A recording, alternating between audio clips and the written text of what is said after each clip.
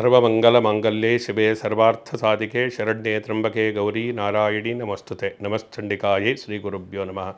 ಎಲ್ಲ ಆತ್ಮೀಯ ವೀಕ್ಷಕರಿಗೆ ಪ್ರೇಕ್ಷಕರಿಗೆ ನಮಸ್ಕಾರ. 2026 ನೂತನ ವರ್ಷ ನಮಗೆ ಯಾವ ರೀತಿಯಾಗಿ ಇರುತ್ತೆ ಅನ್ನತಕ್ಕಂಥ ಪ್ರತಿಯೊಬ್ಬರಿಗೂ ಕೂಡ ಕುತೂಹಲಕಾರಿಯಾದಂತಹ ವಿಷಯ. ಆ ವಿಷಯದಲ್ಲಿ ಕರ್ಕಾಟಕ ರಾಶಿಯವರ ನಾವು ತೆಗೆದುಕೊಂಡಾಗ ಕರ್ಕಾಟಕ ರಾಶಿಯ ಅಧಿಪತಿಯಾದಂತಹ ಚಂದ್ರಗ್ರಹ ವಿಶೇಷವಾಗಿ ನಾವು ಚಂದ್ರನನ್ನು ಯಾವ ಕಾರಣಕ್ಕೆ ನಾವು ಚಂದ್ರನ ಒಂದು ಸೌಂದರ್ಯಕ್ಕೆ ಅವನನ್ನು ನಾವು ಹೋಲಿಸ್ತೀವಿ. ಮನಸ್ಸಿನ ಮೇಲೆ ಪರಿಣಾಮ ಬೀರತಕ್ಕಂತಹ ಗ್ರಹ ಅಂತೇಳಿ ನಾವು ಹೇಳ್ತೀವಿ. ಮನೋಬುದ್ಧಿ ಪ್ರಕಾಶಸ್ಥ ಮಾತೃಚಿಂತ ಚ ಚಂದ್ರತಃ ಅಂತೇಳಿ ಹೇಳ್ತಾರೆ. ಮನಸ್ಸಿನ ಮೇಲೆ, ಬುದ್ಧಿಯ ಮೇಲೆ, ತಾಯಿ ಕಡೆಯಿಂದ ಬರತಕ್ಕಂತಹ ಆಸ್ತಿಯ ಮೇಲೆ, ಇಂತಹ ಸೌಖ್ಯದ ಮೇಲೆ ಅಂದರೆ ಸುಖವಾಗಿರತಕ್ಕಂಥ ಮೇಲೆ ಚಂದ್ರನ ಒಂದು ಪ್ರಭಾವ ಅನ್ನತಕ್ಕಂಥದ್ದು ಹೆಚ್ಚು ಇರುತ್ತೆ. ಅದರಿಂದ ಕರ್ಕಾಟಕ ರಾಶಿಯವರಿಗೆ ಈ ವರ್ಷದಲ್ಲಿ 12ನೇ ಮನೆಯಲ್ಲಿ ಗುರು ಬರತಕ್ಕಂತಹದ್ದು, ಜೊತೆಯಲ್ಲಿ ವಿಶೇಷ ಶನಿ 9ನೇ ಭಾಗ್ಯಸ್ಥಾನದಲ್ಲಿ ಇದ್ದಾನೆ. 2ನೇ ಮನೆಯಲ್ಲಿರತಕ್ಕಂತಹ ಅಂದರೆ ವಾಕ್ಸ್ಥಾನ, ಕುಟುಂಬ ಸ್ಥಾನ ಅಂತೇನು ನಾವು ಹೇಳ್ತೀವಿ. 2ನೇ ಮನೆಯಲ್ಲಿ ಕೇತು ಇದ್ದಾನೆ. ಇನ್ನು ಅಷ್ಟಮ ಸ್ಥಾನದಲ್ಲಿ ರಾಹು ಇರತಕ್ಕಂಥದ್ದು. ಆದ್ದರಿಂದ ಅಷ್ಟಮ ಸ್ಥಾನ ಅಂದರೆ ಮರಣ, ರೋಗಾದಿಗಳು, ರೋಗ ರುಜಿನಗಳು, ಇದನ್ನೆಲ್ಲ ನಾವು ಅಷ್ಟಮ ಸ್ಥಾನದಿಂದ ಮತ್ತು 6ನೇ ಮನೆಯಿಂದ ನಾವು ನೋಡಬೇಕು.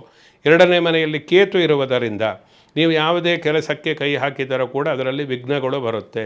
ಯಾವ ಕೆಲಸಗಳು ಸಲೀಸಾಗಿ ಆಗುವುದಿಲ್ಲ. ನಿರಾಯಾಸವಾಗಿ ಯಾವ ಕೆಲಸವನ್ನು ಮುಗಿಸಲಿಕ್ಕೆ ಆಗದೇ ಇರತಕ್ಕಂಥದ್ದು, ಮಾನಸಿಕವಾಗಿರ್ಬೋದು ಅಥವಾ ಯಾವುದೇ ರೀತಿಯಾದಂತಹ ಲೌಕಿಕ ತೊಂದರೆಗಳಿರ್ಬೋದು. ಇದರಿಂದ ನಿಮ್ಮ ಕೆಲಸವನ್ನು ಮುಗಿಸಲಿಕ್ಕೆ ಆಗದೇ ಇರತಕ್ಕಂತಹ ಕೆಲವು ಸನ್ನಿವೇಶಗಳನ್ನು ಸೃಷ್ಟಿ ಮಾಡಿ ಬರುತ್ತೆ. ಕೇತುಗೆ ಹೇತು ಬೇಡ ಅಂತೇಳಿ ಒಂದು ನುಡಿ ಇದೆ. ಅಂದರೆ ಕೇತು ಯಾವುದೇ ಕಾರಣಗಳು ಇಲ್ಲದೆ ಸಮಸ್ಯೆಗಳು ಬರ್ತಾ ಇರುತ್ತೆ. ಈ ಕರ್ಕಾಟಕ ರಾಶಿಯವರಿಗೆ ಈ ವರ್ಷದಲ್ಲಿ ಅಂತಹ ಅನುಭವ ಪದೇ ಜೀವನದಲ್ಲಿ ಆಗ್ತಾ ಇರುತ್ತೆ. ಅದರಿಂದ ನಿರ್ದಿಷ್ಟವಾದಂಥ ನಾನು ಮುಂದೆ ಹೇಳ್ತಕ್ಕಂಥ ಮಂತ್ರಗಳನ್ನು ಪಠಿಸುವುದರಿಂದ ಅದೆಲ್ಲ ಪರಿಹಾರ ಆಗುತ್ತೆ. ಜೊತೆಯಲ್ಲಿ ಗುರುವಿನ ಒಂದು ಪ್ರಭಾವದಿಂದ ಉದ್ಯೋಗವನ್ನು ಕಳೆದುಕೊಳ್ಳಬೇಕಾಗಬಹುದು, ಅಥವಾ ಉದ್ಯೋಗದ ಯಾವುದೇ ನೀವು ಪ್ರತ್ಯೇಕ ಖಾಸಗಿ ಉದ್ಯೋಗವನ್ನು ಮಾಡ್ತಾಯಿದ್ರೆ ಅಲ್ಲಿ ನಿಮಗೆ ಅಂತಹ ಸನ್ನಿವೇಶ, ಉದ್ಯೋಗ ಬಿಡಬೇಕಾದಂತಹ ಸನ್ನಿವೇಶ ಬರುವುದು, ಆರ್ಥಿಕ ಪರಿಸ್ಥಿತಿ ಬಿಗಡಾಯಿಸಬಹುದು. ಇಂತಹದ್ದೆಲ್ಲ ಸಮಸ್ಯೆಗಳು ಉಂಟಾಗುತ್ತೆ. ಆದ್ದರಿಂದ ಆರ್ಥಿಕವಾದಂತಹ ಒಂದು ಸುಸ್ಥಿತಿಗೆ ಉದ್ಯೋಗ ಅನ್ನತಕ್ಕಂಥದ್ದು ಪೂರಕವಾಗಿ ಇರುತ್ತೆ. ಆದ್ದರಿಂದ ಉದ್ಯೋಗವನ್ನು ಕಾಪಾಡಿಕೊಳ್ಳಿ, ದುಂದು ವೆಚ್ಚವನ್ನು ಮಾಡಬೇಡಿ. ಅನಾವಶ್ಯಕ ನಿಮಗೆ ಹಣ ಎಷ್ಟೇ ಬಂದರೂ ಕರ್ಕಾಟಕ ರಾಶಿಗೆ ಹಣ ಉಳಿಯಲ್ಲ ಅನ್ನತಕ್ಕಂಥ ಒಂದು ದೊಡ್ಡ ಸಮಸ್ಯೆ. ಆದ್ದರಿಂದ ಇದಕ್ಕೆ ನಿರ್ದಿಷ್ಟವಾದಂತಹ ಚಂದ್ರ ಮಂತ್ರವನ್ನು ಪಠಿಸುವುದರಿಂದ, ಆ ಮಹಾಲಕ್ಷ್ಮಿ ಅಷ್ಟಕವನ್ನು ಪಠಿಸುವುದರಿಂದ ಈ ಹಣದ ಒಂದು ಸ್ಥಿರತೆ ಅನ್ನತಕ್ಕಂಥದ್ದು ಉಂಟಾಗುತ್ತೆ. ಜೊತೆಯಲ್ಲಿ ಆರೋಗ್ಯ, ಒಂದಲ್ಲ ಶೀತ ಪ್ರಕೃತಿಯ ಕರ್ಕಾಟಕ ರಾಶಿಯವರಿಗೆ ಶೀತ ಪ್ರಕೃತಿ ಒಂದಲ್ಲ ಒಂದು ರೀತಿಯಾದಂತಹ ರೋಗ ಯಾವಾಗಲೂ ಕೂಡ ಬಾಧಿಸ್ತಾ ಇರುತ್ತೆ. ಆದ್ದರಿಂದ ಈ 2026ನೇ ವರ್ಷದಲ್ಲಿ ಒಂದು ಕುಜ, ರವಿಯಿಂದ, ರಾಹು, ಕೇತು ಈ ಪ್ರಭಾವದಿಂದ ಒಂದಲ್ಲ ಒಂದು ರೀತಿಯಾದಂಥ ಅನಾರೋಗ್ಯ ಸಮಸ್ಯೆ ನಿರಂತರವಾಗಿ ಕಾಡ್ತಾ ಇರುತ್ತೆ. ಅದರಿಂದ ಅದಕ್ಕೆ ನೀವು ಕೇವಲ ಔಷಧಿಯನ್ನು ತೆಗೆದುಕೊಂಡರೂ ಕೂಡ ಅದು ಕೆಲವೊಂದು ಪ್ರಭಾವವನ್ನೇ ಬೀರುವುದಿಲ್ಲ. ಎಷ್ಟೋ ರೋಗಗಳಿಗೆ ಡಾಕ್ಟ್ರಿಗೂ ಕೂಡ ವೈದ್ಯರು ಗುರುತಿಸಲಿಕ್ಕೆ ಆಗದೇ ಇರತಕ್ಕಂತಹ ರೋಗಗಳೆಲ್ಲ ಇರುತ್ತೆ. ಏನು ಅಂತ ಯಾವುದೇ ನೀವು ವಿಜ್ಞಾನದಿಂದಲೂ ಕೂಡ ಗುರುತಿಸೋದಕ್ಕೆ ಆಗೋದಿಲ್ಲ. ಆದರೆ ರೋಗಿ ಅದನ್ನು ಅನುಭವಿಸ್ತಾ ಇರ್ತಾನೆ.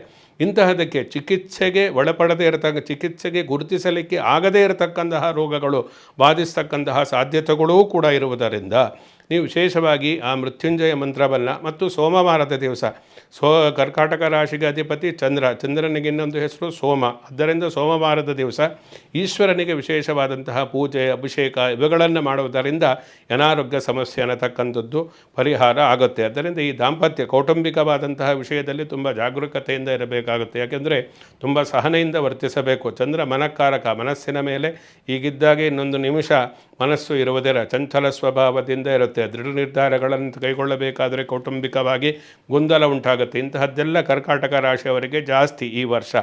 ಆದ್ದರಿಂದ ಯಾವುದೇ ಒಂದು ಸಹನೆಯಿಂದ ವರ್ತಿಸ್ತಕ್ಕಂಥ ತುಂಬ ಮುಖ್ಯ.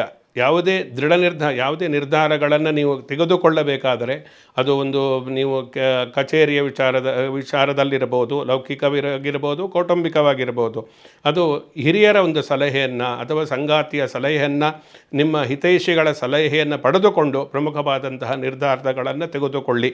ಇಲ್ಲದೇ ಇದ್ದರೆ ನೀವು ದುಡುಕಿ ಯಾವುದೋ ನಿರ್ಧಾರವನ್ನು ತೆಗೆದುಕೊಳ್ಳುವುದರಿಂದ ವರ್ಷ ಇಡೀ ಜೀವನ ಪೂರ್ತಿ ಕಷ್ಟವನ್ನು ಅನುಭವಿಸಬೇಕು.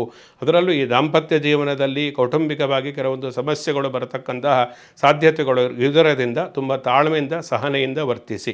ಕೆಲವೊಂದು ಈ ಸ್ವಂತ ಮನೆ ಮಾಡಬೇಕು, ನಿವೇಶನ ಖರೀದಿ ಮಾಡಬೇಕು ಅನ್ನತಕ್ಕಂತಹ ಆಸೆ ಇರತಕ್ಕಂಥವರಿಗೆ ಈ ವರ್ಷದಲ್ಲಿ ಅದು ಈಡೇರತಕ್ಕಂತಹ ಸಾಧ್ಯತೆಗಳು ಕೂಡ ಈ ಗ್ರಹಗತಿಗಳ ಅನುಸಾರವಾಗಿ ಇರುತ್ತೆ. ಯಾವುದಕ್ಕೂ ಈ ಕರ್ಕಾಟಕ ರಾಶಿಯವರು ವಿಶೇಷವಾಗಿ ಸೋಮನ ಒಂದು ಚಂದ್ರನ ಮಂತ್ರವನ್ನು ಪಠಿಸಿ ರುದ್ರ ಈಶ್ವರನ ದೇವಾಲಯದಲ್ಲಿ ಪ್ರತಿ ಸೋಮವಾರ ಪ್ರದೋಷ ಕಾಲದಲ್ಲಿ ಅಭಿಷೇಕವನ್ನು ಮಾಡಿ ತೀರ್ಥಪ್ರಾಶನವನ್ನು ಮಾಡತಕ್ಕಂಥದ್ದು, ಶಿವಸಹಸ್ರನಾಮವನ್ನು ಮತ್ತು ಕಾಲಭೈರವಾಷ್ಟಕ ಇದನ್ನು ಪಠಿಸ್ತಕ್ಕಂಥದ್ದು, ಶಿವಾನಂದ ಲಹರಿ ಸ್ತ್ರೀಯರು ವಿಶೇಷವಾಗಿ ಶಿವಾನಂದ ಲಹರಿ ಮತ್ತು ಸೌಂದರ್ಯ ಲಹರಿಯನ್ನು ಪಠಿಸ್ತಕ್ಕಂಥದ್ದು ಒಳ್ಳೆಯದು. ಯಾರು ಕರ್ಕಾಟಕ ರಾಶಿಯವರು ಇದ್ದೀರಾ ಅವರು.